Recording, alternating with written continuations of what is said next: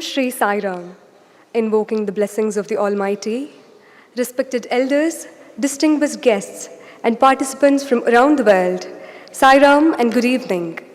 Welcome to day 49 of the One World, One Family World Cultural Festival here at Satya Sai Grama.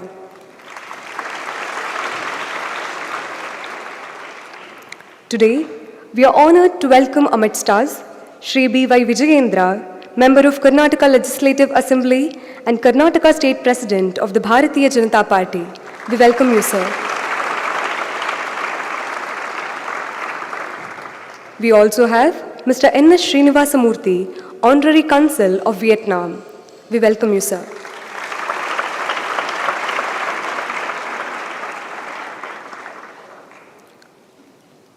This morning, the Grand Kalyanotsava was performed at the Lord Uma Maheshwara Temple to Lord Shiva and Mother Parvati. In his address, Sadhguru shared that during the ceremony, both Shiva and Parvati were very much present, acknowledging with happiness the various rituals performed. He expressed his happiness and satisfaction for the successful completion of the temple and today's Kalyanam, which was performed for the sake of Loka Kalyana, welfare of the whole world. The temple will function as the very heart of this ashram, elevating the energy and consciousness of the entire place and for all those who reside here. Later, Sadhguru performed Bhumi Puja for another residential block, after which he reviewed the progress of P block, which will be inaugurated soon. One of the hallmarks of our education system is the model of sustainability. On completion of their education at the university, boys and girls assume various roles of teachers, wardens, and administrators in our various educational campuses. Today, we are happy to share that over 120 postgraduate pass-outs, both boys and girls, are currently serving in various capacities in our institutions.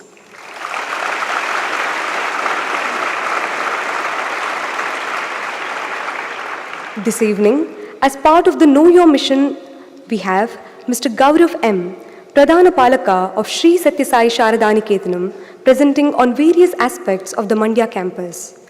He completed his post-graduation in Sanskrit from the Sri Satya Sai University for Human Excellence and is currently pursuing his PhD program alongside his responsibility as the Pradhana Palaka. Brother Gaurav M.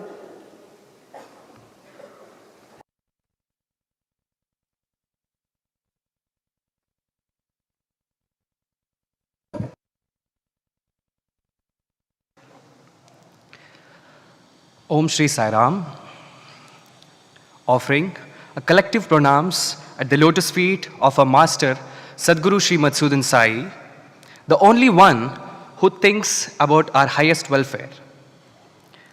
Before we begin, let's take a brief journey into the heart of Sri Satya Sai Sharada Niketanam Gurukulam through a short video showcasing the campus and its spirit. Maybe have the video, please.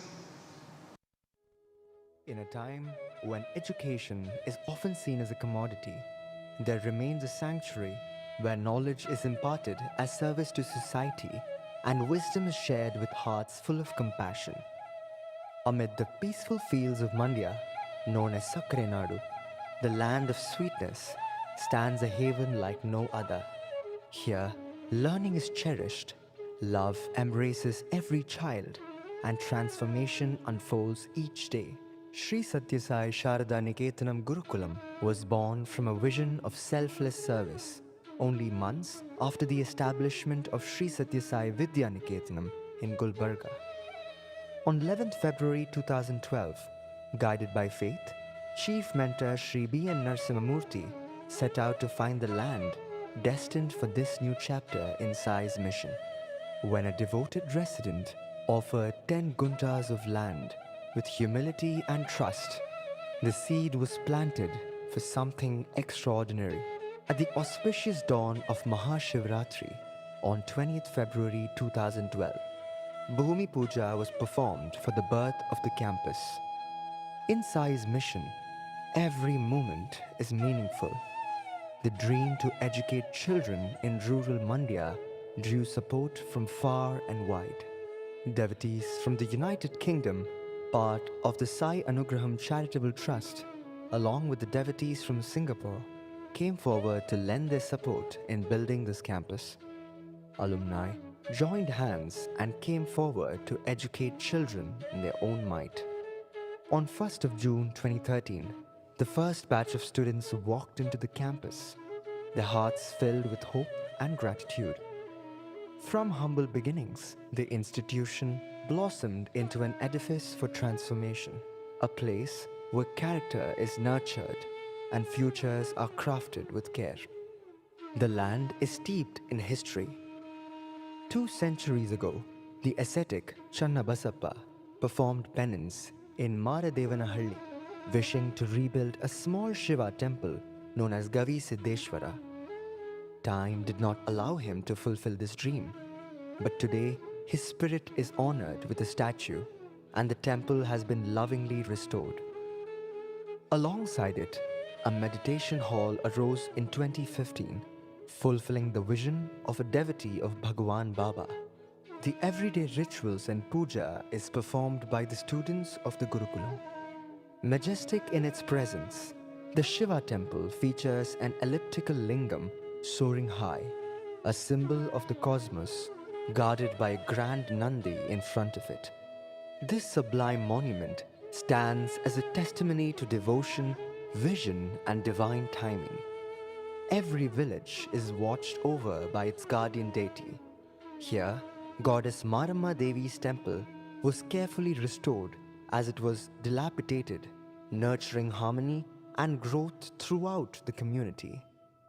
Sai Hridayam, inaugurated in 2017, shaped in the Sarvadharma emblem, serves as an academic edifice and prayer hall. Sai Anugraham offers a home for dedicated staff. The Sai Chaya Hostel, inaugurated in 2021, is a majestic hostel for boys. In 2023, Sai Swasthya Wellness Center began extending compassionate, preventive healthcare to thousands in nearby villages. Till today, more than 1,000 boys have received entirely free, values-based education.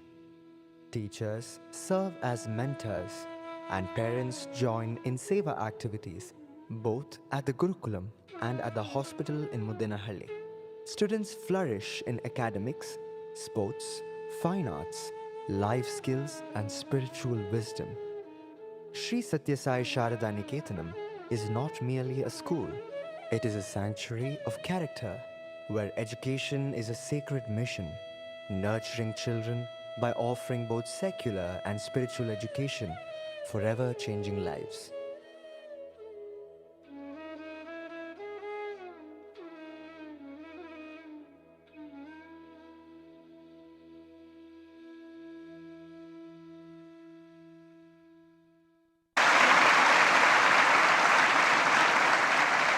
On this auspicious evening, I am honored to represent Sri Satya Sai Sharada Niketanam Mandya Gurukulam. It's more than a school, it's a sacred space, shaping hearts and minds for a better world. Coming to the first slide. The first slide, it's a 5-lettered word, F, A, I, T, and H, which says, forget anything impossible and just trust Him. This is the journey of faith. At this point in time, we must remember 2 sets of people in the kingdom of God.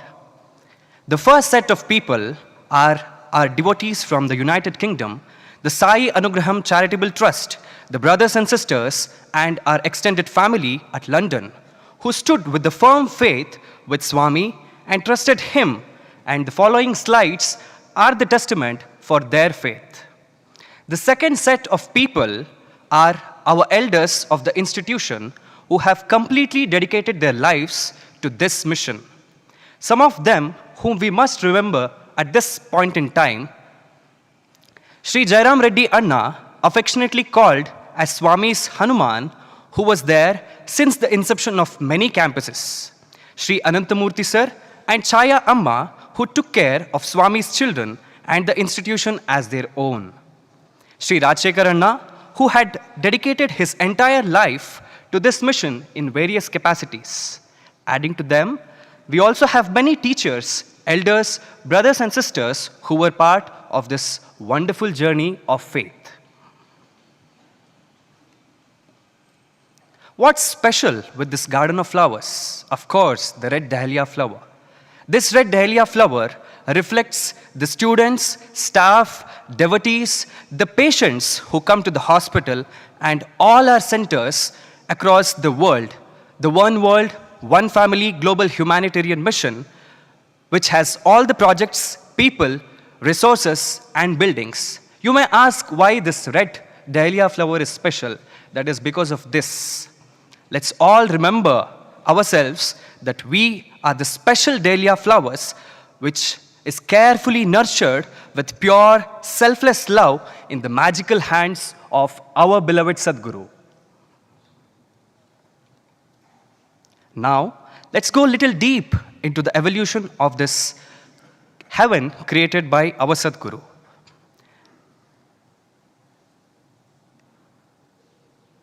From simple beginnings rooted in nature to a vibrant hub of learning and growth,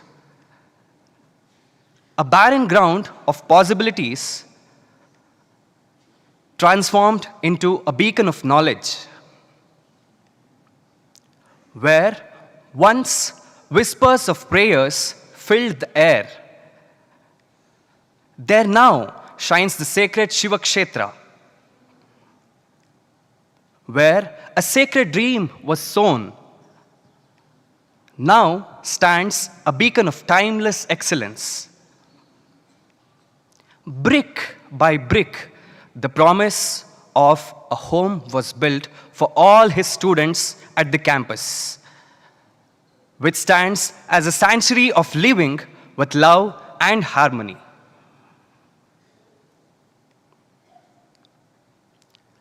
Let's quickly go through the legacy of the campus. In 2012, the Mandya campus Bhumi Puja was performed. 2013, the community center was inaugurated. 2014, Sai Anugraham staff quarters was inaugurated. 2015, the goddess Maramma temple was inaugurated. 2015, the Shiva temple was inaugurated. 2017, the Sai Hridayam, the current academic block, was inaugurated. The Sai Chaya hostel block was inaugurated in the year 2021, and 2023, Sai Swasthya Wellness Center was inaugurated. Coming to some of the campus departments, academics. Swami has blessed us with a wonderful facility such as well-furnished library, which has thousands of books of various fields, a STEM lab for hands-on learning experience for science experiments. All the 3 sections have their dedicated digital boards for their e-learning. We have 2 exclusive computer lab facilities with a very good setup which helps students to explore the digital drive in them. Coming to the maintenance team, a dedicated and committed staff coming from the local village believes institution as their own home and takes care of all the maintenance day in and day out and feels that Swami's children as their children. Coming to the kitchen department, a team of 2 cooks and 3 women use steamed pipeline vessels to prepare pure, delicious, high-quality food 7 times a day, and on special occasions, the chefs prepare wonderful, delicious food for all of us. We also ensure Patra Shuddhi, Paka Shuddhi, and Padartha Shuddhi at the kitchen. Coming to the transportation, we are blessed with all kinds of vehicles in the campus as per the need, such as food, transport, emergency hospital transport for children, and a car for official purpose. Coming to the laundry department, our Gurukulam's laundry facility ensures same-day washing and crisp steam ironing, which matches the standards of Taj Hotel, as we have the same equipment in the campus. Coming to the Goshala, one of the most important place, it's a sign of auspiciousness. We have few cows. With Swami's blessings, a well-wisher has come forward to support a new Goshala project which capacitates 20 cows in it. Security. The security team ensures the safety of everyone with dedication and care. Their vigilance keeps us secure and welcomes everybody all the time. This is one of the best picture of the hostel at the evening time. It's unimaginable to see a world-class hostel facility in a remote village like Mandya. Always Swami wants to give the best to his children, and once during one of his visits, he mentioned that this is a dream hostel for any student. This hostel has got well-furnished cupboards facilities with an in-house basketball, volleyball, and a badminton court. All the hostel departments are handled by the students themselves with the help of interns and palakas. Some of the departments here in the hostel are sports departments. A set of boys who are joining the BPES course at university come together with the physical education teacher, conduct weekly matches and monthly matches, including the night matches, to encourage the spirit of sportsmanship. Audio-visual team, a dedicated team which manages all the audio and video arrangements at the campus for all the occasions. Decoration team, be it Swami's visit, any festival, or any other special occasion, this team comes up with lots of unique ideas to match the occasion. Guest and event management. All the events and the guest hospitality end to end will be planned and executed with the help of interns and palakas by trained students. As guided by Sadhguru, anybody who enters the place should be taken care like God himself. Altar team, the complete setup of the prayer hall and the spiritual ambience is completely maintained by this particular team. Common facilities management. Swami's boundless love provides more than 50 plus daily use items which are common for all the students. We have a separate team to manage the distribution and the maintenance of these items. These are some of the clips of the cupboard facilities in the campus, which helps the students to learn the soft skills from their younger age. Our team is blessed with a unique group of individuals, each bringing different skills and talents to the table. Together, we plan and execute all activities at the Gurukulam. Each of us lead a department of our choice. We engage in open discussions, consider all viewpoints, and reach mutual agreements, enabling us to make timely decisions efficiently, only with the perspective as the yardstick, Swami as the yardstick. Coming to the most important segment of our Gurukulams, 3 pillars of Gurukulam as guided by Sadhguru: the students, teachers, and parents. Coming to the first leg of the tripod, the students, spending time with these children is a heart-touching learning process for all of us. Each boy is blessed with a unique hidden talent in him. Students are handled through their stories of trauma and are encouraged to face their problems with right mindset. We also focus on the mental and the emotional quotient of the child.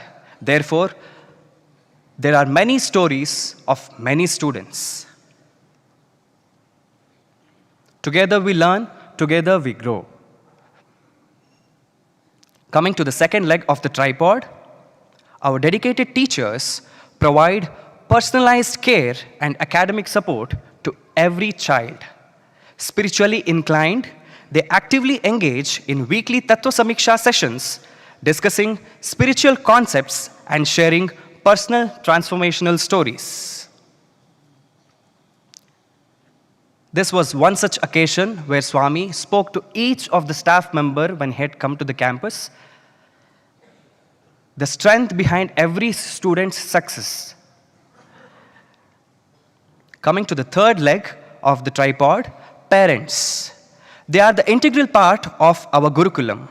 Through initiatives like house visits with bhajan and bhojan, Matru Bhojana sessions where mothers cook and share meals with all the children, This brings a strong bond with families, fostering a sense of unity and a shared purpose.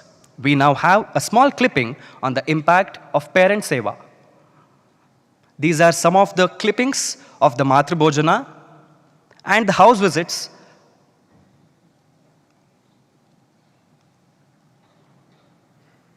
Shri Sathya Sai Swamiji ಪಾದಗಳಿಗೆ ನನ್ನ ಪ್ರಣಾಮಗಳನ್ನು ತಿಳಿಸುತ್ತಾ, ಶ್ರೀ ಸದ್ಗುರು ಶ್ರೀ ಮಧುಸೂದನ್ ಸ್ವಾಮೀಜಿ ಪಾದಗಳಿಗೆ ನನ್ನ ಪ್ರಣಾಮಗಳನ್ನು ತಿಳಿಸುತ್ತಾ, ನನ್ನ ಹೆಸರು ಹನುಮನಗೌಡ ಮಾಲಿ ಪಾಟೀಲ್, ರಾಯಚೂರು ಜಿಲ್ಲೆ ಸಿಂಧನೂರು ತಾಲೂಕಿನ ಗೊರೆಬಾಳ ಗ್ರಾಮದವರು.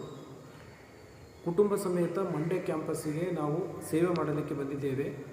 ಇಲ್ಲಿ ನಮಗೆ ಸೇವೆ ಯಾವ ಥರ ಸೇವೆ ಮಾಡ್ತಾಯಿದ್ದೀವಿ ಅಂದರೆ, ಭಾಳ ಆನಂದವಾಗಿ ಸೇವೆ ಮಾಡ್ತಾಯಿದ್ದೀವಿ, ಖುಷಿಲಿಂದ ಸೇವೆ ಮಾಡ್ತಾಯಿದ್ದೀವಿ. ಬಟ್ ನಮಗೆ ಸೇವೆ ಅನ್ನೋದೇ ಗೊತ್ತಿದ್ದಿಲ್ಲ. ಈ ಸೇವೆ ಯಾವ ಥರ ಇರುತ್ತಂತ ನಾವು ಕೇಳಿದ್ದಿಲ್ಲ.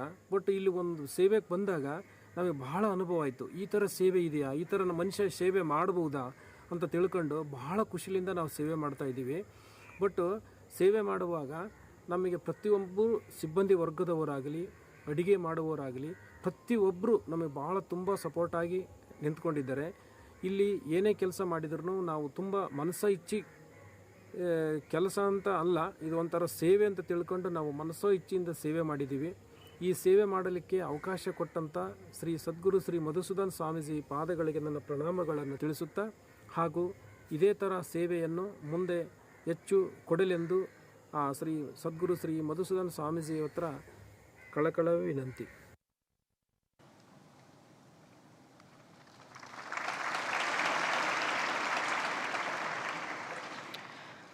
Coming to some of the campus special initiatives, Parampara Walk.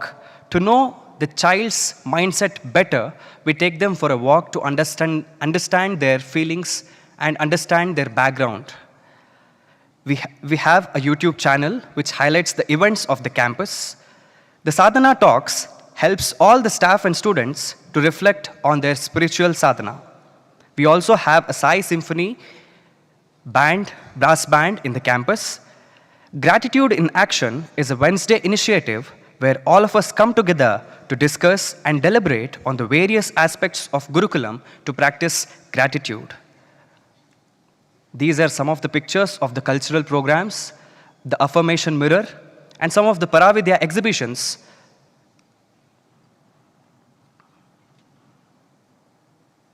The voice of experience. One of the students once asked, "We want to know all the stories which you have with Swami, and we want to listen to more and more stories." For this reason, we all thought and came together on one stage, sharing our different connections as how Swami carefully helped us to walk in this path. This is a magazine which covers all the activities of the campus. The Temple Puja and Annual Fair. This is one of the most important events which happens in the campus, where all the surrounding villages, more than 3,000 to 3,500 villagers, come to this particular Shiva temple for their prayers and their offerings. Some of the initiatives of the pre-university students. Sanchari Mitra. This is a chatbot which is backed by the complete information of the campus. Speak It Right, which helps us to know the right speaking of English.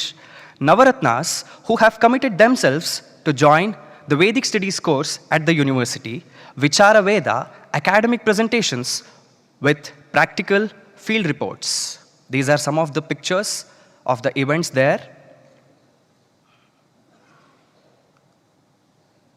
And coming to the most important segment, Swami's visit. His visit, of course, it's a big festival to each one of us in the campus. It comes with lots of packages like Students Connect, special temple, sunset satsangs, time with all the departments, interviews for all the batches, and also teachers and a special guidance for the core team. This is the only organization where the head of the institution, that is our Sadguru, makes time for each and every stakeholder of the organization, which is not usual in any organization. He comes to the campus, he speaks to all the departments and asks all the things for all the people with lot of concern and compassion.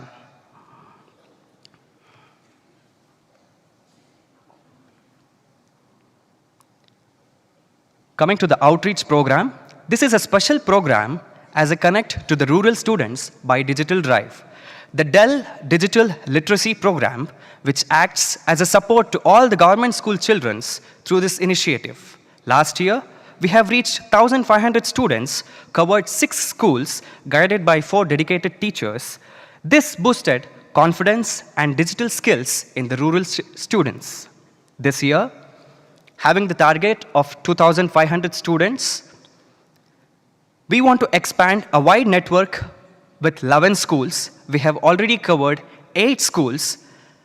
We have got a very good response from all the school headmasters as well as the students. These are some of the snaps after the certificate distribution program of the Dell Digital Literacy Program. And one of the snap is of the bus, which has 20 to 25 computers in it. We now have a small clipping on the impact of this digital literacy program. ನಾನು 9th standard ಅಲ್ಲಿ ಓದ್ತಾ ಇದ್ದೀನಿ. ನಮ್ಮ school name Shrimati Indira Gandhi residential school Basralu. ನಮ್ಮ ಸ್ಕೂಲ್ಗೆ 15 ದಿನಕ್ಕೆ ನಮಗೆ computer ಹೇಳ್ಕೊಡೋಕ್ಕೋಸ್ಕರ ಶ್ರೀ ಪ್ರಶಾಂತಿ ಬಾಲಮಂದಿರ ಟ್ರಸ್ಟ್ ಕಡೆಯಿಂದ ಗಾನವಿ ಮ್ಯಾಮ್ ಮತ್ತು ನೇತ್ರ ಮ್ಯಾಮ್ ಬಂದಿದ್ದರು. ಅವರು ಮೊದಲು ನಮ್ಮ ಸ್ಕೂಲಲ್ಲಿ ಕಂಪ್ಯೂಟರ್ ಟೀಚರ್ ಇದ್ದರು, ಕಂಪ್ಯೂಟರ್ಸ್ ಇರಲಿಲ್ಲ. ಅವ್ರು ಬಂದಾದಮೇಲೆ ಅವರು ಕಂಪ್ಯೂಟರ್ ಹೇಗೆ ವರ್ಕ್ ಮಾಡ್ತಿದೆ, ಏನೇನು ವರ್ಕ್ ಮಾಡಬೇಕು, ನಾವು ಅದರಲ್ಲಿ ಏನೇನು ಕಲಿಬೋದು, ಎಂತಕ್ಕೆ ಅದು ಯೂಸ್ ಆಯ್ತದೆ ಅಂತ ಹೇಳ್ಕೊಟ್ರು. ನಾವು ಸ್ಟಾರ್ಟಿಂಗ್ ಬಸ್ ನೋಡಿದಾಗ ಬಸ್ಸಲ್ಲಿ ಏನಿರ್ಬೋದು ಅಂತ ಜಾಸ್ತಿ ಕ್ಯೂರಿಯಾಸಿಟಿ ಇತ್ತು. ಅವ್ರು ಬಂದಮೇಲೆ ಒಳಗಡೆ ಕರ್ಕೋಗಿ ಪ್ರಾಕ್ಟಿಕಲ್ ವರ್ಕ್ ಎಲ್ಲ ಮಾಡಿಸಿದ್ರು. MS word, XL, PPT, AI ಎಲ್ಲನೂ ಹೇಳ್ಕೊಟ್ರು. ನಮಗೆ ಅದರಿಂದ ಕ್ವಶನ್ ಪೇಪರ್ ಪ್ರಿಂಟ್ ಮಾಡ್ಬೋದಾಗಿದ್ದು, ಮತ್ತು ಮಾರ್ಕ್ಸ್ ಕಾರ್ಡ್ ರೆಡಿ ಮಾಡೋದಾಗಿರ್ಬೋದು, ಮತ್ತು ಅದರಲ್ಲಿ ಏನೇನು ನಾವು ಡಿಸೈನ್ಸ್ ಮಾಡ್ಬೋದು, ಏನೇನು ಕಲಿಬೋದು, ಮುಂದೆ ಫ್ಯೂಚರ್ ಕಂಪ್ಯೂಟರ್ ಎಷ್ಟು ಇಂಪಾರ್ಟೆಂಟ್ ಅಂತ ಹೇಳ್ಕೊಟ್ರು. ಸೊ ನಾವು ಈ ಟ್ರಸ್ಟ್ಗೆ ತುಂಬ thanks.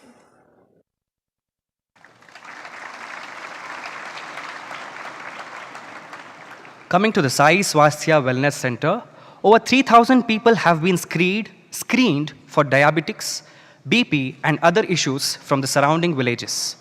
For some of them, we have suggested to visit Mudanali Hospital for their further treatments. This is the setup which is there at the campus.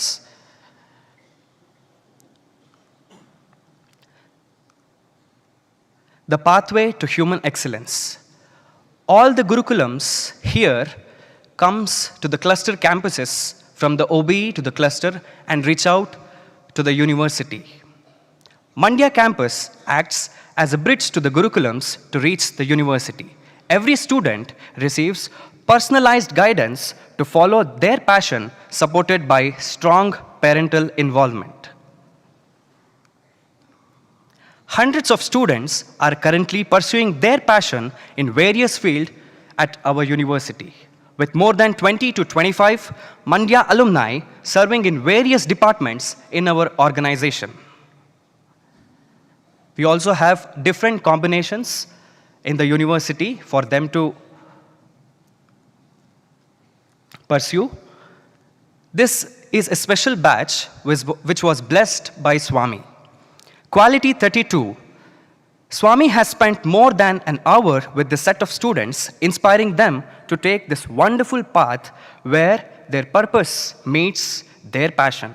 He spoke to each and every boy by asking their names, and inspired by this session, they committed themselves to join university, and all the boys from this particular batch have joined university last year.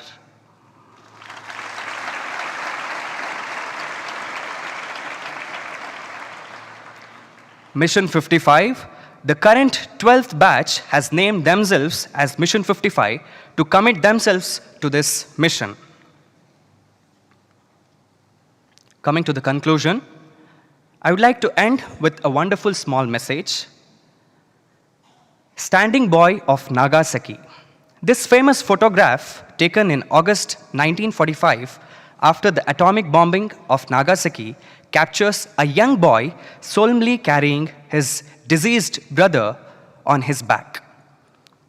As he waits his turn at crematorium, his profound response to a concerned soldier, "He is my brother," transformed the image into a lasting symbol of deep sibling love, unity, and strength in the face of immense tragedy.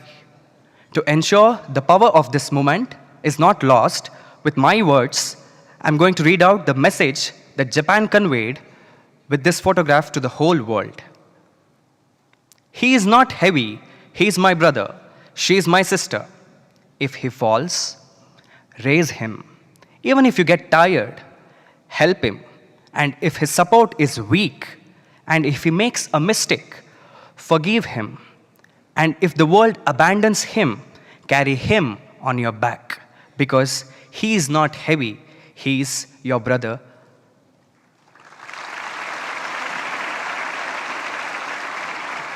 Let's not give up anyone for any reason, as we belong to one world, one family. Let's all serve together in this wonderful, glorious humanitarian mission with Sadhguru. With gratitude, let's care more, share more, love more, and serve more. Jai Saram.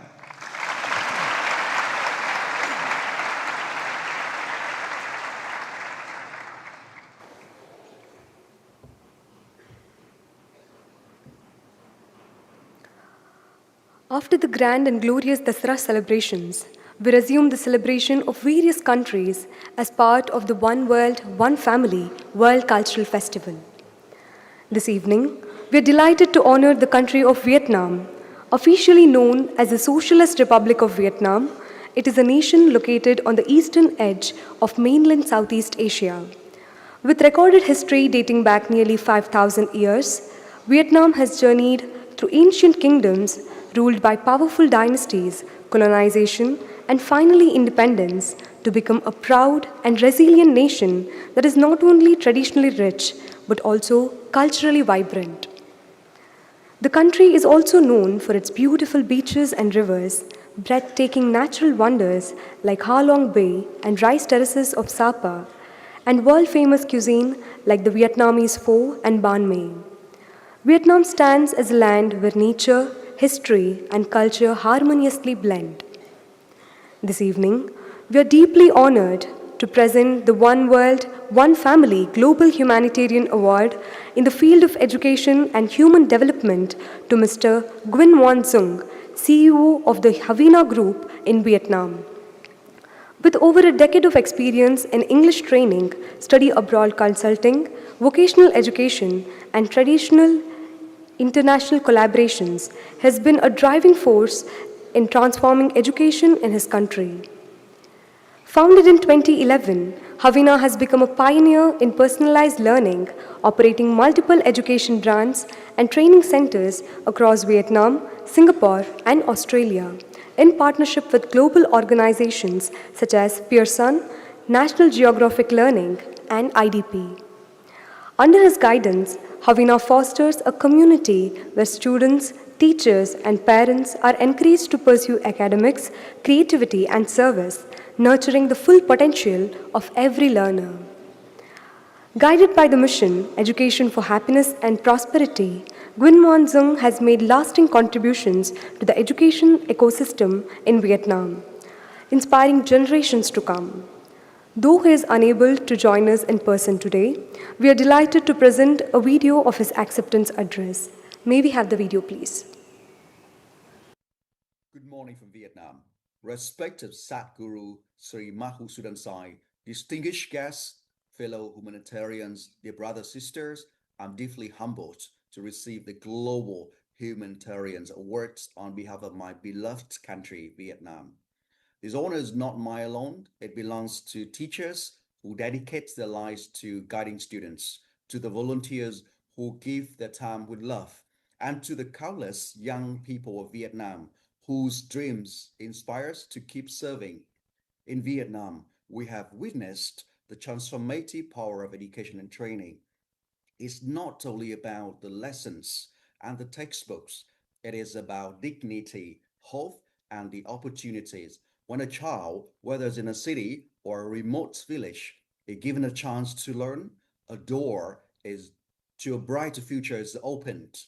Today, we gather from over 100 nations. I see the living spirit of Vasudhaiva Kutumbakam. The world is one family. Though we come from different cultures, we are united by the same heartbeats of compassion and service. These awards reminds us that no act of service is too small. A single meal that nourishes, a single classroom that inspires, a single act of kindness that uplifts, together, these creates waves of changes, and that can transform the world. I draw deep inspiration from the life and message of Bhagawan Sri Satya Sai Baba, whose centenaries we celebrate through this festival. His call to serve with love is universal, timeless, and urgently needed in our world today. On behalf of Vietnam, I accept these words as both a prayer for unity and a call to action. Let us continue working hand in hand to build a future where no child is denied education, where no family goes hungry, and where love knows no borders. Xin cảm ơn from Vietnam. Thank you. Namaste.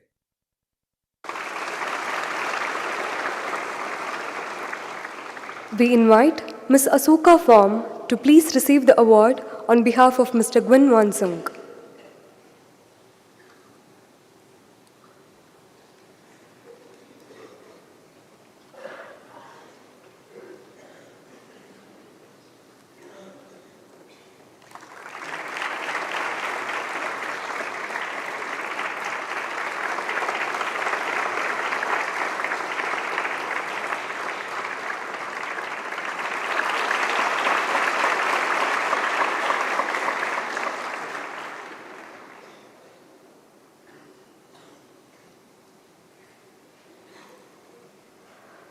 We now invite Ms. Asuka Pham from Vietnam to share her thoughts about Vietnam.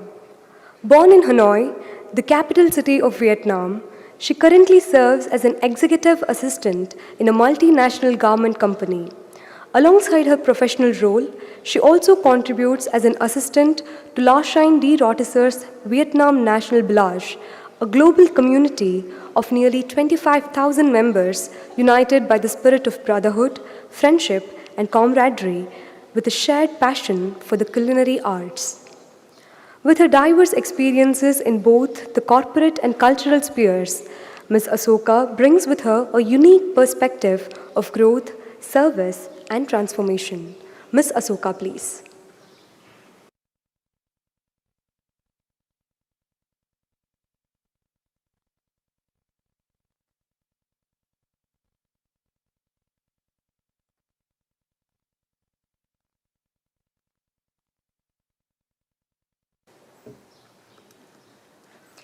Xin chào from Vietnam.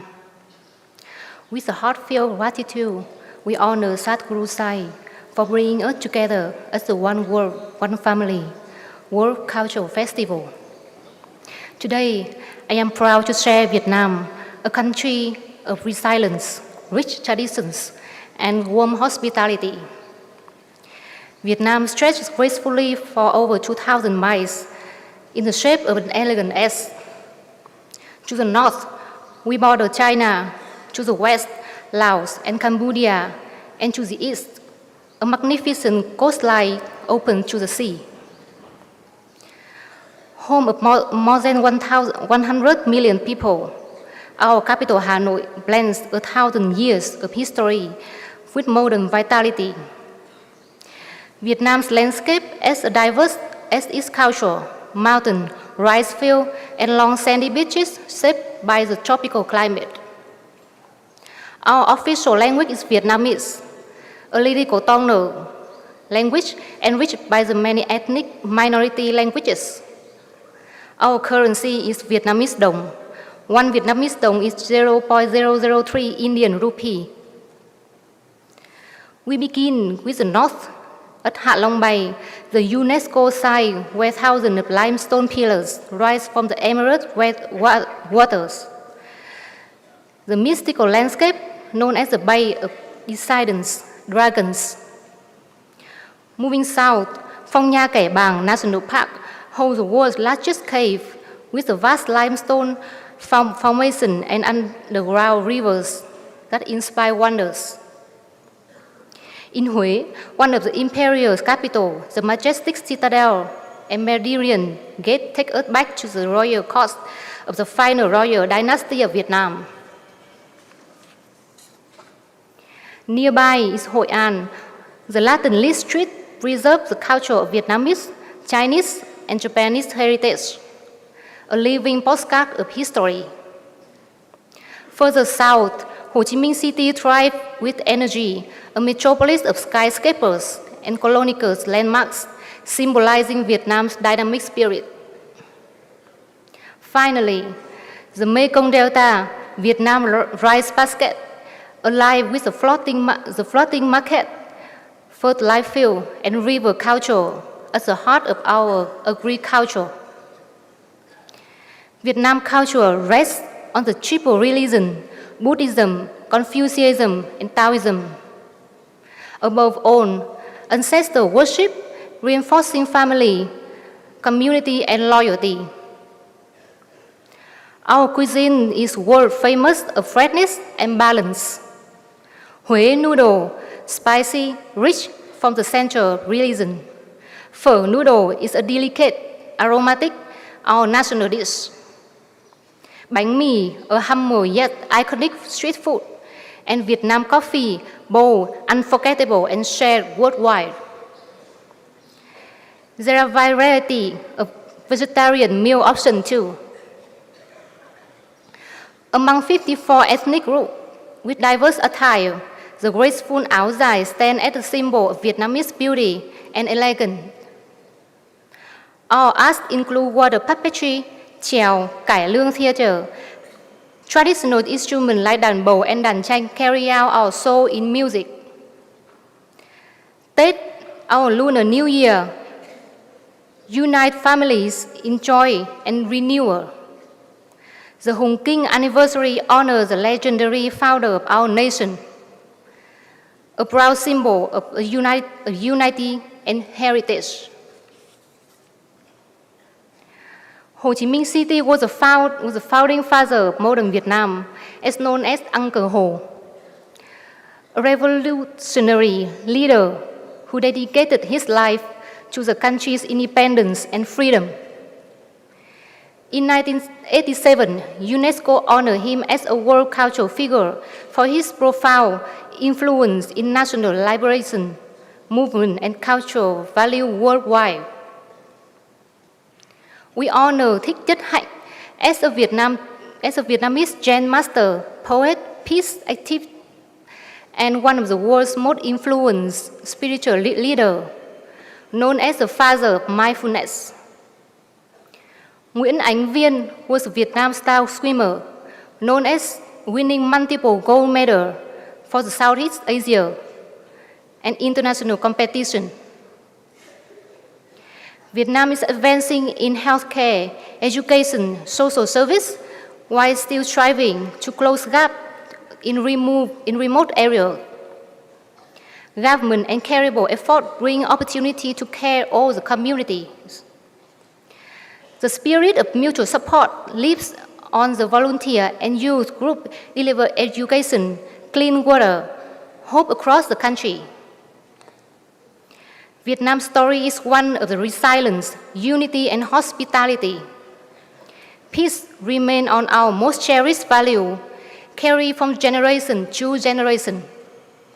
With compassion and friendship, we share the message, respect, and spirit of sharing, connecting us in our common journey for world peace. Thank you.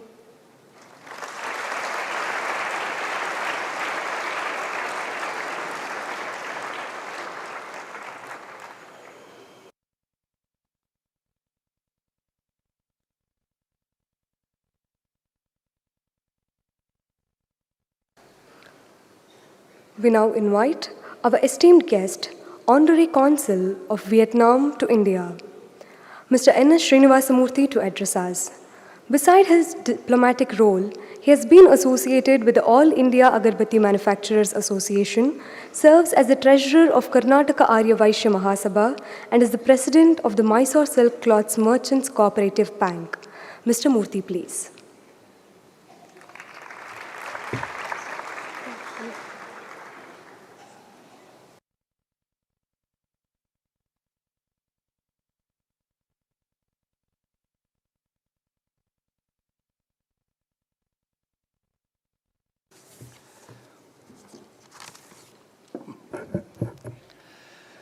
Revered Swamiji, Sri Madhusudan Sai, Sri Vijayendra, Karnataka State BJP Chief, all the enlightened souls that have gathered here, the students, ladies and gentlemen. Madam told several things about Vietnam. So since I represent Vietnam, let me take other facets which are not told by her. See, Vietnam rose from its ashes when Americans had to leave without succeeding anything. So that was in the year 1970s. So within these 50 years, the strides and progress that Vietnam has made is much beyond anybody's imagination. In fact, you see, Vietnam, which was primarily an agrarian country, now it is an industrial country. Industries means, see, we cannot compare ourselves to Vietnam. Take any parameters, for instance, Vietnam is much ahead of India. Even though it has 10 crores population and we have 1.4 billion, we are no way comparable to Vietnam is what I would like to impress upon all of us. And this I am telling to say that, see, we should strive hard to see that we progress in all parameters like anything. See, Vietnam is the forerunner in the manufacture of semiconductor industries. In fact, just one incident comes to my mind. About 8 or 9 months ago, our Prime Minister Narendra Modi was happy to say that India has exported $1 billion worth of iPhones to all over the world. In the same month, I read in a Vietnam magazine that Vietnam exported $10 billion worth of iPhones to all over the world. So where is the comparison of 1 billion and 10 billion? So that is what is Vietnam progress has made. So Vietnam not only in semiconductors, it takes garments, you take coffee, pepper, tea, rice. It exports rice to America. So all this put together, why it is happened to do is, they are very, very hard-working people. In fact, in the early days, a delegation from Vietnam came to Chikmagalur to see how the coffee is grown. Now, Vietnam grows much more coffee than India does. How is it happening? See, that is what is Vietnam, is what I should say. Dear friends, apart from Vietnam's this thing, see, the tourism has become a latest attraction for Vietnam. Now, direct flights from Bangalore to Hanoi and Ho Chi Minh are there 7 times a week. So people are going to Vietnam in droves. And all the people who return, they say that Vietnam is a beautiful country. Everyone must visit it. In fact, so many people here may have gone to Vietnam also. I am sure that they also will be carrying good lot of memories from Vietnam. Saying this much about Vietnam, I thought I must talk something about our own Muddenahalli. I was here probably 30 years ago in Muddenahalli because my friend's son was studying in a school. And I came here. At that time, Sri Sai Baba was very much here. He addressed all of us. And it was only one school that I saw. Whereas after 30 years, now I come here and see the growth because of all of you, because of Sri Madhusudan Sai ji that has happened. I am really happy that this sort of a growth has taken place. And I am sure that all the people, all the students who are studying here will become the most bright and active and good citizens of India to take India forward. Thank you, ladies and gentlemen. Thank you.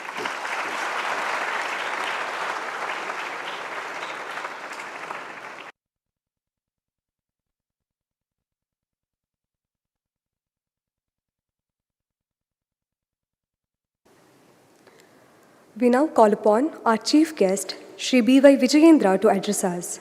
He represents the Shikaripura constituency, Shivamogga district, since 2023. He is the son of the former Chief Minister, Shri B.S. Yediyurappa. Presently, Shri Vijayendra serves as the State President of the Bharatiya Janata Party.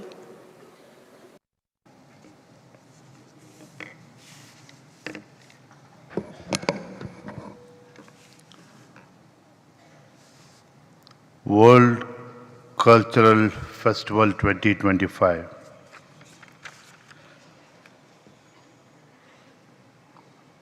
Sadhguru Sri Madhusudan Sai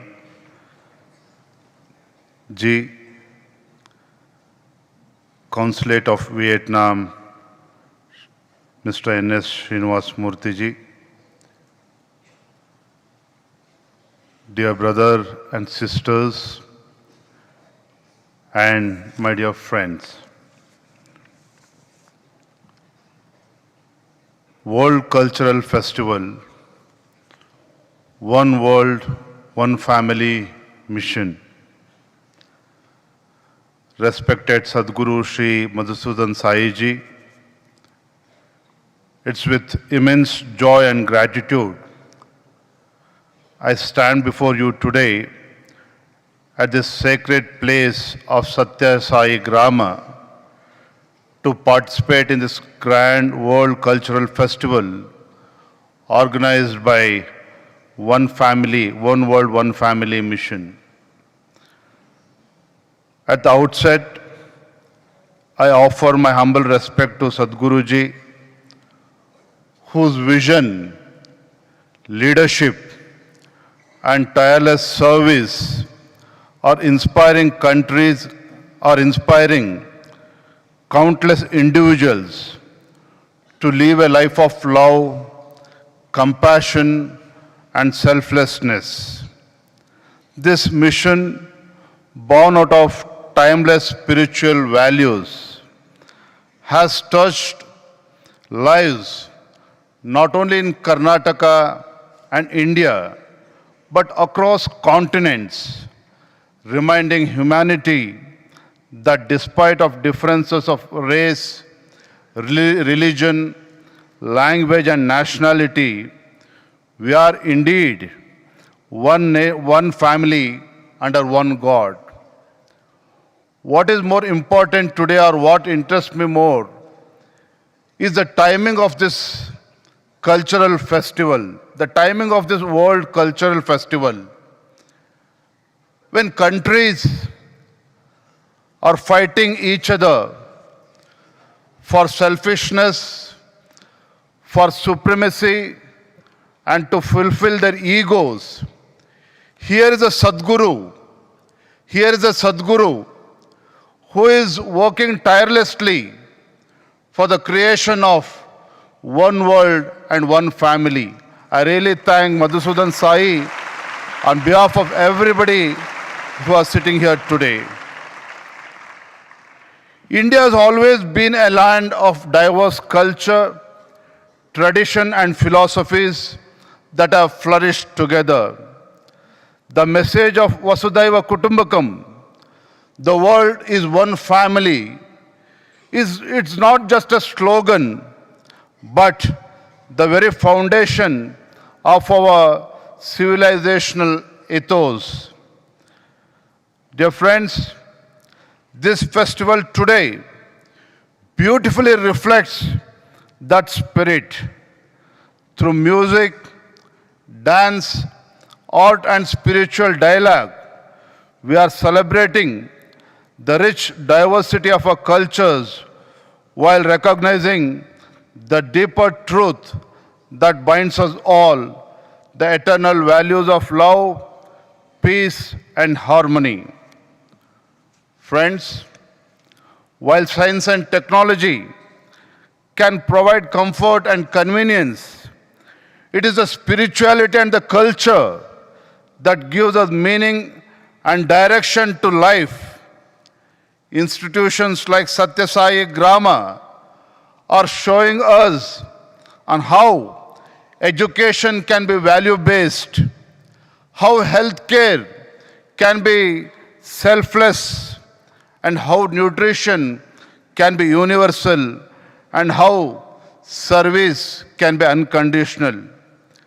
The 600-bedded Sri Madhusudan Sai Institute of Medical Science and Research and the completely free hospital here are the living testaments to the powers of the compassion in action. Similarly, the Annapurna, the morning nutrition program, which is reaching out to the lakhs and lakhs of school children, not only in Karnataka and also across the country, is a shining example how spirituality and service can go hand in hand. I, as a representative of the people and also as a humble worker of this great nation, I really feel proud that Karnataka is home to such divine mission that is transforming society quietly, consistently, and relentlessly.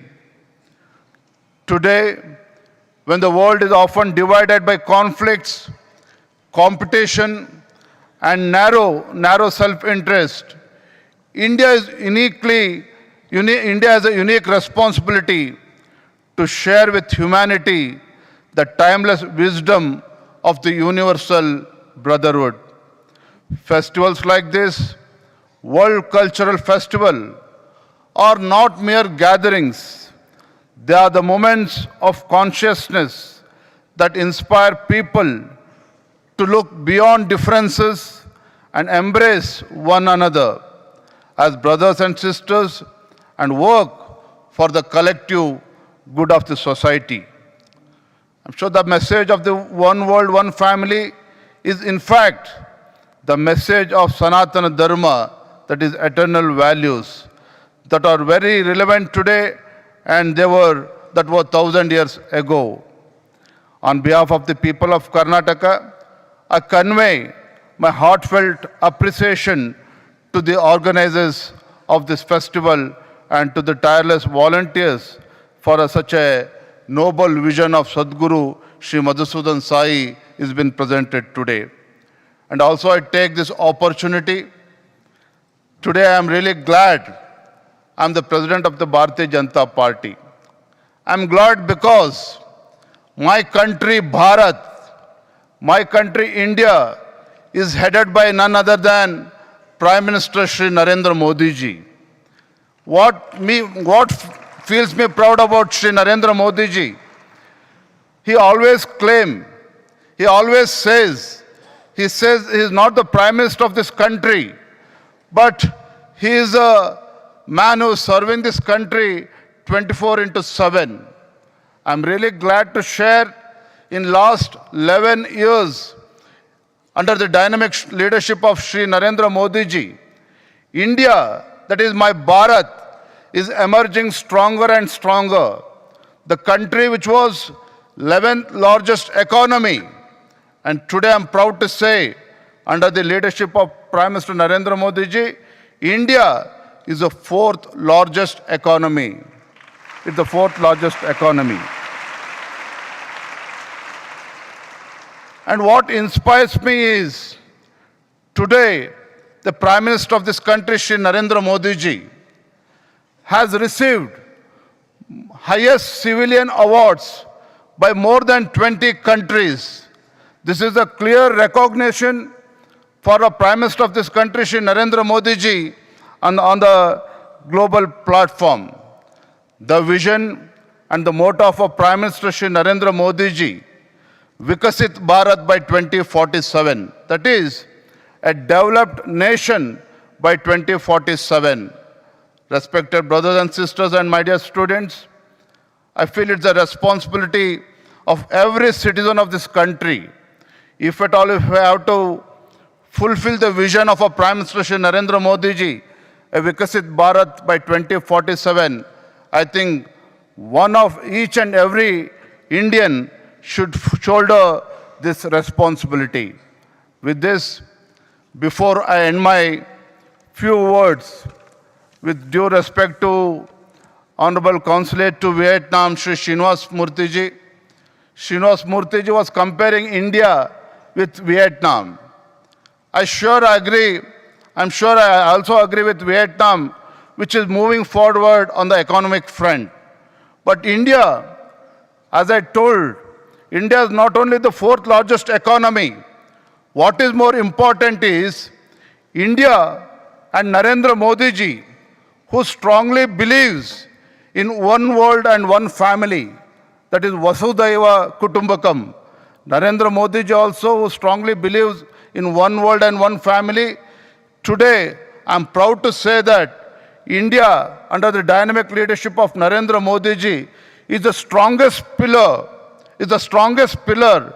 to make this world as one family.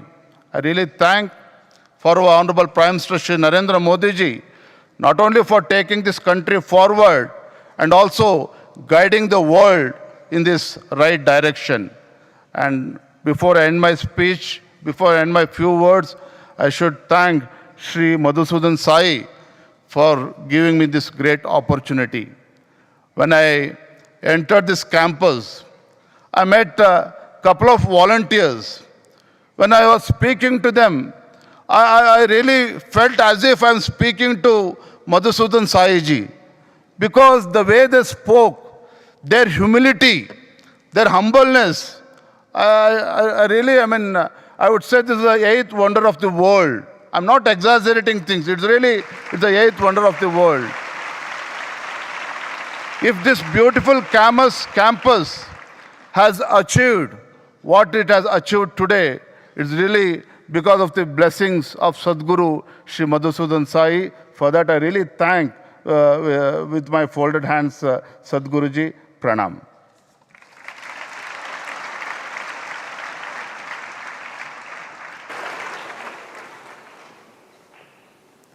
Thank you, sir, for your presence and participation in today's event.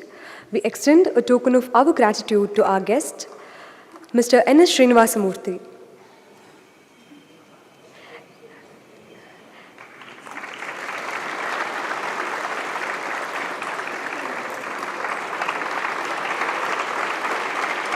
And to Shri B.Y. Vijayendra ji.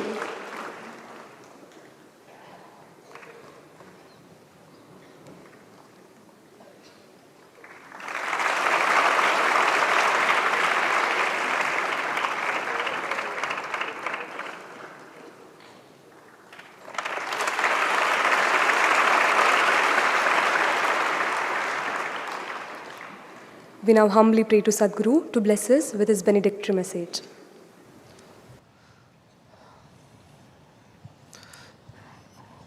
The great Indian ethos of Vasudhaiva Kutumbakam, that is guiding the spirit of this One World, One Family cultural festival, is not new to the ears of those who are the followers of Sanatana Dharma. It was during the G20 presidency that India had the honor to do that. The Honorable Prime Minister chose this as the very theme, Vasudhaiva Kutumbakam. One earth, one family, one future is how he presented this great Indian idea. And we are only happy to further the cause of uniting the world in this idea of being a family. Because once you know you are a family, you know what to do with each other. You know how to look after each other. You know that you have to care for the weakest, for the old, for the sick, for the vulnerable. They are the most important people in a family.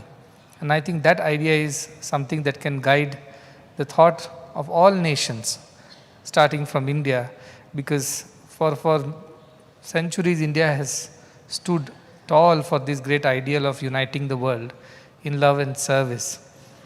I am very glad to have two esteemed guests on this important occasion when we are celebrating the country of Vietnam, the Honorable Consul Srinivas ji, for sharing his thoughts and his time with us, and of course our very own Shri Vijayendra ji, who is not new to this place or to us. He's been a friend and a confidant, a support to this organization. So I welcome both of them to this World Festival.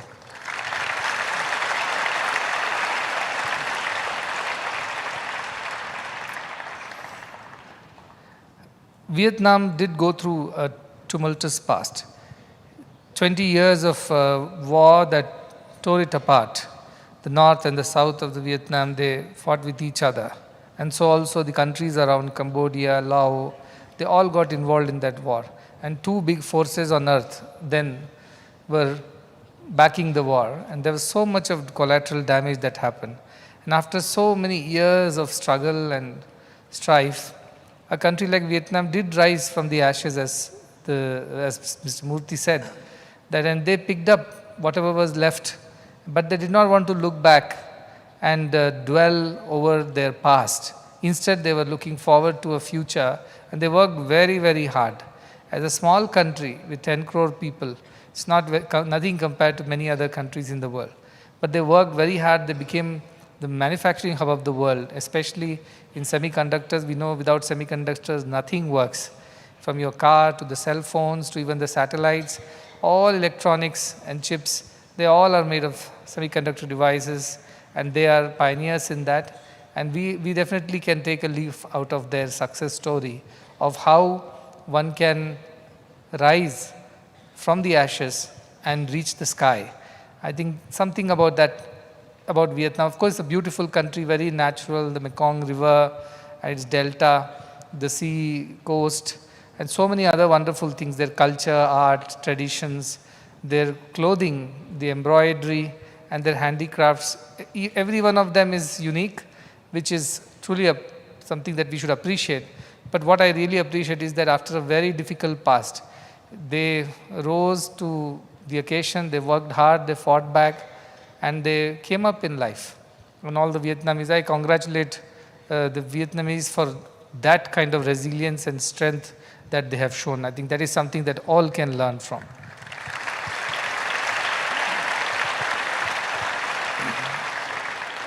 Well, if we talk about resilience, I cannot compare apple and oranges, but then India has been the victim of so many invasions for so many centuries, because it's a very rich land, you see. So plunderers invaded this country, they looted the temples and took away camel loads, not 1, 10, thousands of camel loads of wealth from our temples. They dismantled the very socio-economic system of the country, which was so very resilient, which was so self-dependent. It needed nobody's help, because we knew everything from art and culture to metallurgy and minerals to clothing, apparels, to construction and medicine, astronomy, name it. There was nothing that India did not contribute to. All fields of knowledge is something that those flourished in India. India was the hub of knowledge. The universities of India taught students from east and west, and they came traveling thousands of miles just to learn from our teachers. We know of those things. It is just that over the last 2000 years, several ups and downs, and many of these wonderful things, they not vanished, but they were suppressed. But India is rising again. Like the tree whose roots are intact can grow back any time. So India is rising and rising big. It is spreading its branches in all directions. And I think it's time that we understand and recognize this great country's contribution to the whole world, not just spirituality. Spirituality, of course, nothing like Indian spirituality, but then more importantly, it also is now contributing to the global economic development, and it is not just growing lopsided, it is growing equitably. The growth is reaching the common masses.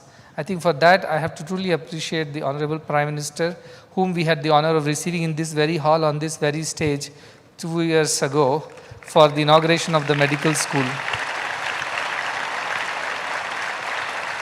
So it does take a leader of that nature to take a huge country like ours, which is so diverse and complex, with such a checkered past.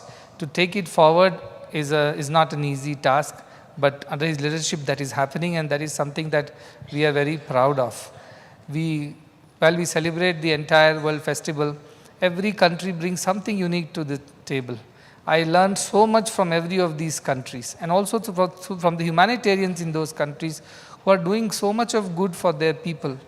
Today we celebrated one like that for the last 45, 47 days we have been celebrating somebody or the other for the great work that they are doing, inspired by the same ideals of love and service. So that inspires us. When we look at people, we have seen people from as difficult countries as Uganda or Syria, or from Lebanon and Yemen, and name it, Gaza and Palestine, and so many of those difficult countries, and Africa like Uganda and so many other African countries, Burundi and things like that, who came here and they told us their stories of how difficult the lives are. You never know whether you will live to see another sunrise. Yet they had such spirit in them to do what they can do for the betterment of their people, and in turn the betterment of the world. We have met so many wonderful people in the last few weeks, which is truly inspirational. And I think that is something we must always look out for. That we always were a learning country. We always learned from each other. Whichever country came to India, we assimilated them in our culture. We learned from them, improved from there, and in a way we became better every time we learned from somebody. So we always have been a learning culture, learning country, and this is a great occasion for all the students here and everybody who is watching to learn from all these countries and to become better in our own way. That is very, very important. We just don't celebrate a festival, see things, hear things, and then forget about it. No, we must take some lessons home. And those lessons will help us to become better human beings and make the world a better place than what it is today. That is very important. That is what I expect from the younger generation. When I was listening to the presentation by the Mandya campus, it started in 2012 in a very small way, and it is a very mystical campus. I don't know whether I can share the story, but some of you know the story, that there was a saint who lived there in that cave. The temple is called Gavi-Siddheshwara, because Gavi means the cave, and Siddheshwara is the Shiva. So there was a small Shivalinga, and this man who lived maybe 200 years ago or 150 years ago, Channabasappa, he lived in that cave, and nobody knew this story. Now, I'm just telling you where the Indian knowledge systems are and how mystical and how advanced they were. So of course I went there and I had a vision that there is an old man in this cave who is not alive, but he is there in the spirit. And we believe, as Indians, we know that death is not the end. Life goes on beyond that. The spirit continues. And this man, when we were discussing how to build the campus, I felt that this man is talking in the mind, and he was not happy that we were building a campus in his place. And that night when I was in Mandya town and I was going for a walk, I felt some footsteps behind me, but there was nobody. But I could feel that there is some presence here, and I'm not alone on the road. That was my night walk after dinner. Those days I could go for walks, nowadays I can't. But those are free days. This is 2012. And this man behind me, I felt his presence. I stopped for a moment, focused, and I did feel his presence, and I asked, what is that you want? Why are you following me? Since I have seen you since I visited the land this afternoon. And he said, why are you people coming there? I said, we are trying to build an educational campus. It will be a free education for all the children. Oh, that is all good.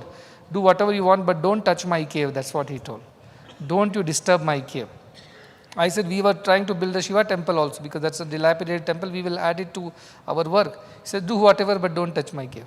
And that is what I told the people, including Narasimurthy. I had this kind of an experience, very mystical thing, very difficult to explain. What do we do? He said, all said and done, you felt so, let us not touch that cave. We will manage it without troubling anybody over there, those entities who live there. A few months down the line, we had a very interesting ritual is there in India called Tambula Prashna, Ashtamangala Prashna. This is a very, very known ritual. And so we got the experts from Kasargod, which is bordering Karnataka, in Kerala, Karnataka. So that group of people, they are a traditional people who do this Ashtamangala or the Tambula Prashna. This is a ritual, it's a method, it's a very scientifically done method. And they have a scripture which guides them. So what exactly they do is, they come to a new place, and when we want to start a new construction, especially of a temple, we invoke certain spirit, an energy, a knowledge system, and use this scripture of Ashtamangala Prashna, and then we ask questions using a like a square checkered board, and which has some kaudis and things like that, and they put it, and they get certain formations or numbers. They correspond that to the veins of tambula, means the betel leaf. And then they study that, how it works, and then they remember a shloka from the scripture that they have memorized the entire thing It's not written down. And it's passed on from one generation to the other. And from that scripture, when they cull out that particular shloka, which kind of aligns with the formation of the petal leaf that they have picked up randomly, something like tarot card, and then whatever has happened on the checkerboard, and then they will come to some conclusion. They'll ask a question, they get an answer like this, and I did not tell them that there is a mystical man living in this cave and things are happening. We are there for doing the Bhumi Puja. This Tambula Prashna person who was doing this Ashtamangala Prashna, he figured it out and he said, we have to be very careful in this site, because in this site there lives a spirit. And that spirit won't be happy if we do anything and disturb. I kept quiet, I did not say a word. Everybody knew in our circle that this is true, but listening to it from somebody, a third party, was very interesting. Then he told, and it corresponded, it matched the story of what I knew of this Channabasappa who wanted to build a Shiva temple. He went to Kerala to the rich Nambudiris to seek donations. When he was coming on the way, he was murdered by the soldiers of the Muslim ruler, and that is how he lost the money and he could never reach the cave and build the temple. And his spirit, still dissatisfied, was dwelling in that area. And that is how I knew that this man is there. And this Tambula Prashna told the whole story, just as it was found out earlier by me. And then we said, what should we do? He said, we cannot disturb the cave, but we have to build in such a way that the cave does not collapse. And so, lot of studies were done, and finally the temple came up, but without disturbing the cave. The cave is still there, you can go there, you can look in, and there is a cave. And then we also, the beauty is that vast visit of this campus, also I had the intuition that the mother goddess who lives in that place, every village has a goddess, you know, Grama Devata is there. And Mariamman is the common Grama Devata for most of the villages. And here also there lived Mariamman Devi, but nobody worshipped her. And first thought came is that we have to build a temple of Durga here, before even we start the Shiva temple, but somehow we forgot that thought. And this Tambula Prashna pulled it out, saying that there is also a goddess by the name Mariamman here, who is not happy. And that is why this Pradesha was always barren, because nothing grew there. And nobody used to come there. People used to think it is a place which is occupied by ghosts and spirits. That is how the local people told us. Why are you even taking that land? It is a barren land, nobody goes there, nothing happens there, and there are spirits dwelling, and local village people were telling. Slowly we found out. That's how we came to this Mariamman conclusion. And then this Pandit who had come, the scholar, he told that there is a Mariamman temple somewhere in a dilapidated situation. First that has to be set right, and worships have to be offered even before we start the work here of the temple and the school. And then we dug and found out from the local villages that there did exist a statue of goddess Mariamman, which was totally broken, and it was an anthill had formed around it. And some local village people had, that is the Mariamman statue, just 4 stones they had covered, and nobody worshipped her. So she was very unhappy. So we first cleaned that up. We didn't touch this place, we left it as it is, but we built a temple next to it, which is called now the Mariamman temple. And that is why it is called Mara Devana Halli. That village is called Mara Devi's village, Maramma Devi's village. But nobody knew all these stories, including the local people did not know. It is the Tambula Prashna which pulled out all these amazing historical facts of the place, which corroborated with whatever experience we had. This is the Mariamman temple, small one we built for the Devi to please her. And then the Shiva temple was built on the top of the hill, and that temple is now a vibrant hub of jatres, especially during Shivaratri. All the villagers come there, and with all the traditional fanfare of Dollu Kunita and things like that, they make a big festival there. And that is happening, see, this is the thing, and then that's how the Mantapam came up. The temple is on top, which is where the cave is. Even today the cave is there in the temple. And the other temple we built outside that cave because we didn't want to disturb the cave. We wanted a bigger temple, but we could not build it there. So it's not just reviving a school campus or starting an educational system. It's also understanding how deep is our Indian spiritual culture, and how scientifically somebody can find out facts of a place which was not known to anybody, including the village people. And they told us, somebody coming from Kasargod telling about what's happening in Mandya through a scriptural method, which of course I also experienced in my own way. But then when it gets, matches with something which is found out from somebody totally outside the circle, it was a great revelation that how Indian this science, this knowledge system was so advanced. Facts can be easily understood, recorded facts, but finding out something of a history which nobody knew from some set of questions in a certain mystical pattern, and then recollecting a shloka from a scripture which is written, which is a standard scripture written. But the shloka will come and tell you this is what was happening, and you have to interpret it right. It's not given to all. There are a set of very learned experts who do that. It's a family tradition which continues. So this is a beautiful story of Mandya. Of course, I deviated from that just to tell you that how rich is Indian thought and Indian culture. What we see, what meets the eye is not the world. Beyond that, there is so much which we do not understand. And that mystery is something we were very happy. And today we have monks here from Thailand, from Vietnam. They are the followers of Buddhism. But Buddhism is also something that was born in this very land. When Vietnam says we follow Buddhism, that Buddhism was born in this very land of Bharat at some point in time. And it's also a very mystical religion because the Buddha himself had revelations of his past lives. Most of the cultures don't believe there is another life. This is all it is, the YOLO generation, you only live once. But these mystical cultures have found out. And when the great Buddha had the visions of his past, which is a part of the Jataka tales, which we all read, he realized that there are so many lives he had lived before, even as animal, bird and trees. So this is not new, and that is what made him think how ephemeral everything is. And that is how he became a jnani, and then he spread the word. He taught to many, many people from around the world, especially Southeast Asian countries are countries known for their Buddhist traditions. So I welcome them also to our ashram as a part of your journey. And I'm glad that it's a great meeting of like-minded, like-hearted people, and that is what it requires.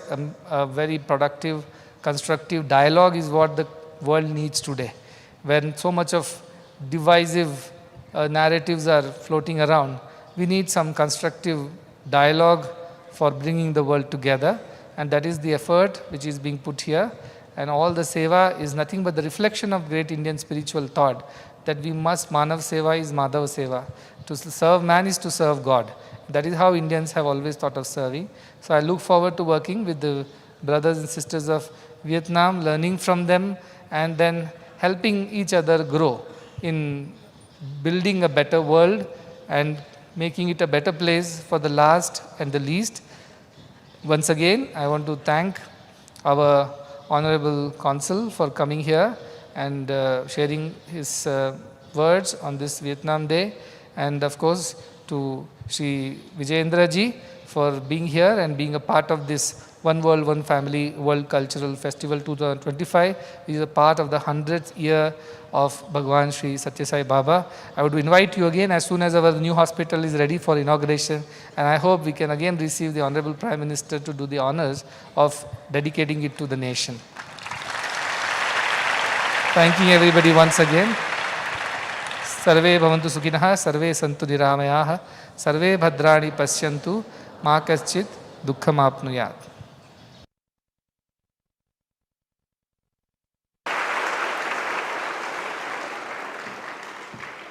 We will now take a short break of 10 minutes, after which we will reconvene for the cultural presentation.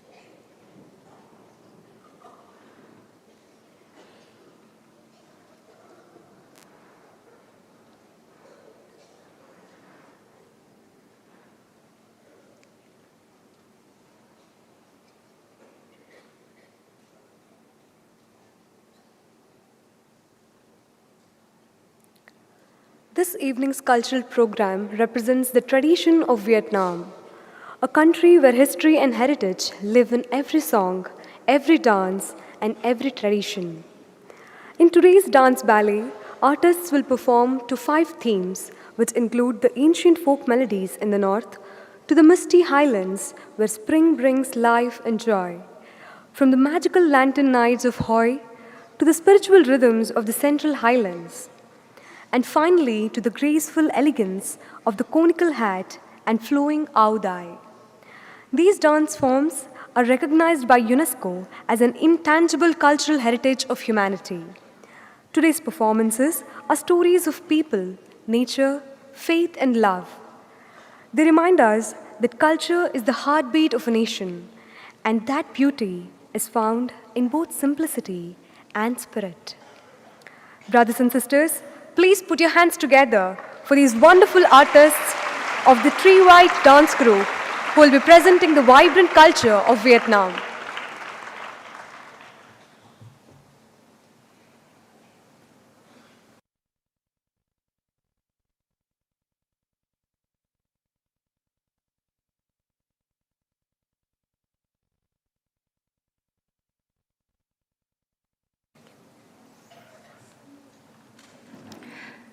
Good evening, ladies and gentlemen. With a heartfelt gratitude, we gather tonight to honor Sadhguru Sai, who has united us in a spirit of love, harmony, and service. It is a privilege to join hands with One World, One Family World Cultural Festival, carrying a message of peace, compassion, and unity to the world.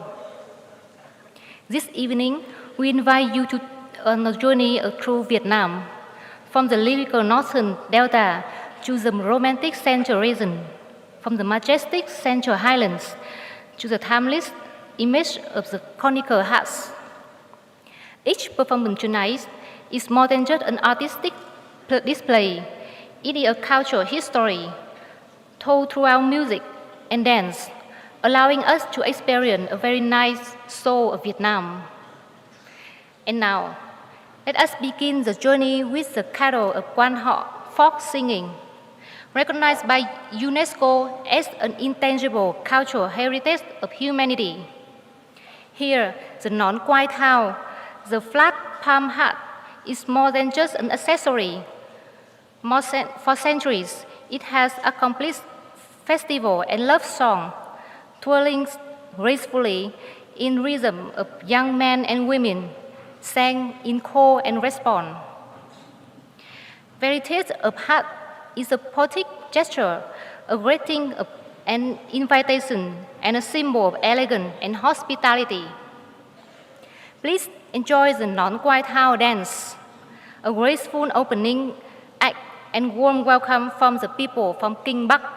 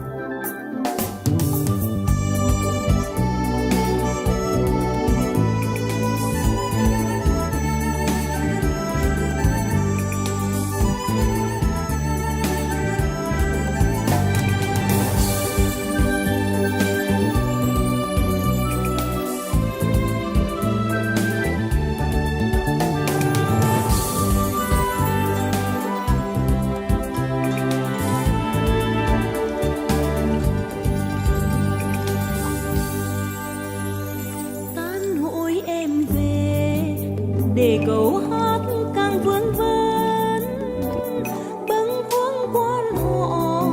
Người ơi đừng về, ngỡ ngẩn hai người vào dài vào ra, bao giờ tới hội đến hẹn em lại lên.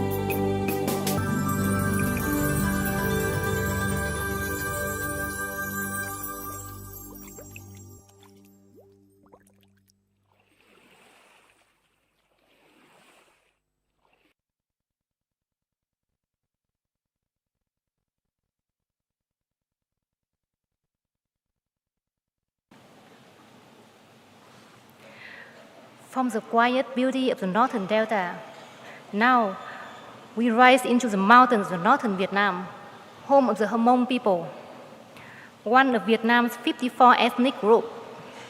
The Hmong live in Hà Giang, Lào Cai, Yên Bái, Sơn La, Lai Châu, and Điện Biên. Their lives are closely tied to the mountain, to terraced rice fields that climb the slopes, and to the changing season nature. For the Hmong, spring is the most joyful time of the year. It is a season of reunion, renewal, and hope. When spring comes, the whole village gathers. The sound of the bamboo reed instrument echo across the valley. Children play, young men and women sing and dance. The family give thanks to the life and pray for the good harvest. The dance tonight, Spring on the Hmong Highlands, bringing us with the spirit to the stage. It is full of energy, joy, and color. It shows how music and movement unite people, how community gives strength, and how spring gives some new beginning. Please join us in the lively celebration of the Hmong people, a spring festival under the open mountain sky.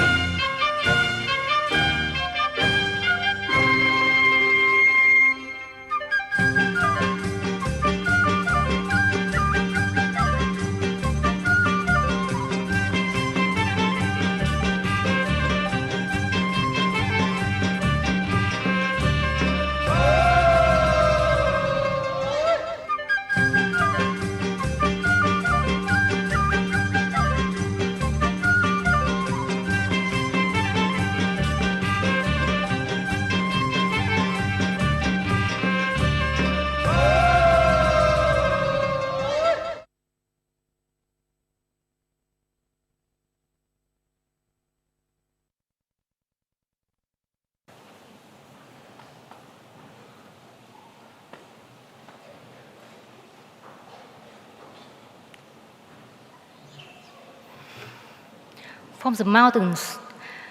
We now journey south to a town famous for its ancient beauty, Hội An, a UNESCO World Heritage Site.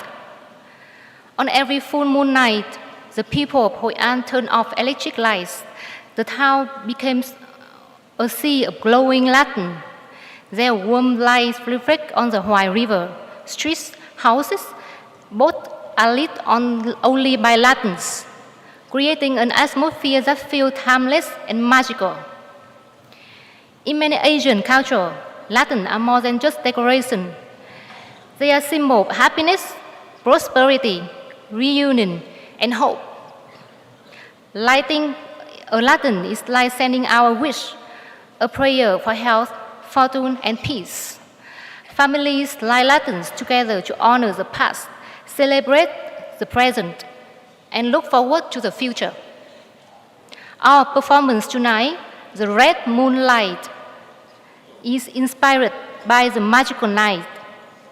Through dance, we recreate a science of Hội An on the full moon. Thousands of red lanterns glowing like the moon itself, spreading light that connect people's heart. Ladies and gentlemen, please enjoy the enchanting performance, a dream-light festival where light chases away darkness and joy unites us to all one family.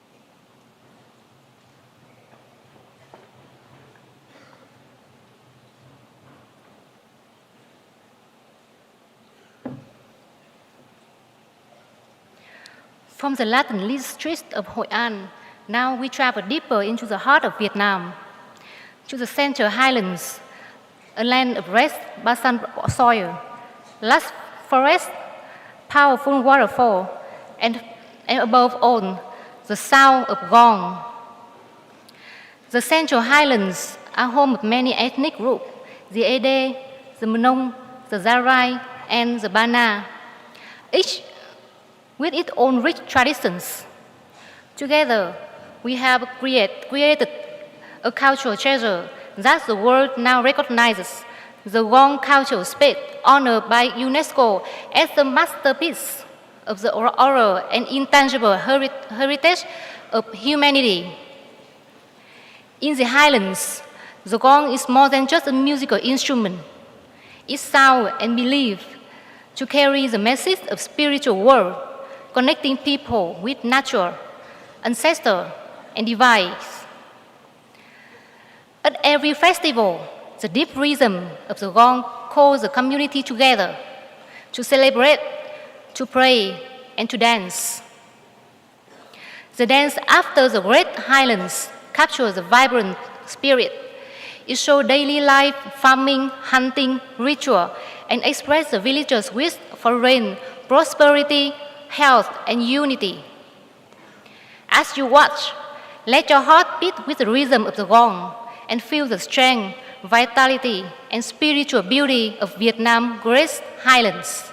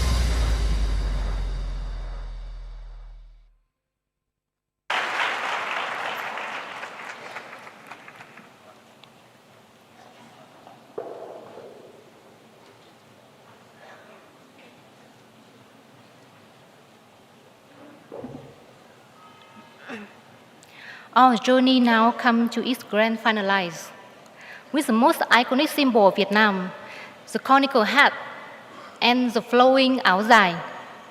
The conical hat or nón lá is the same simple object, yet it carries a deep meaning. It protects farmers in the field from sun and rain.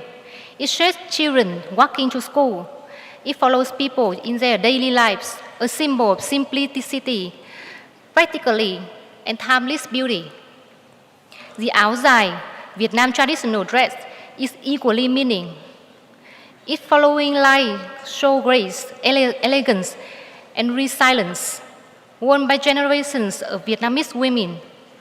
It has become a symbol of both tradition and modern identity. Together, the conical hat and áo dài represent the spirit of Vietnam women, gentle yet strong, modest yet radiant. The dance tonight celebrates its spirit. It is a tribute to women who nurture the love, protect family, overcome hardship, and move forward with hope. It is also the celebration of Vietnam itself, a country proud of its past, confident of its present, and full of aspiration for the future. Ladies and gentlemen, the fragrance, color, and color of Vietnam, the perfect final line for tonight's cultural journey.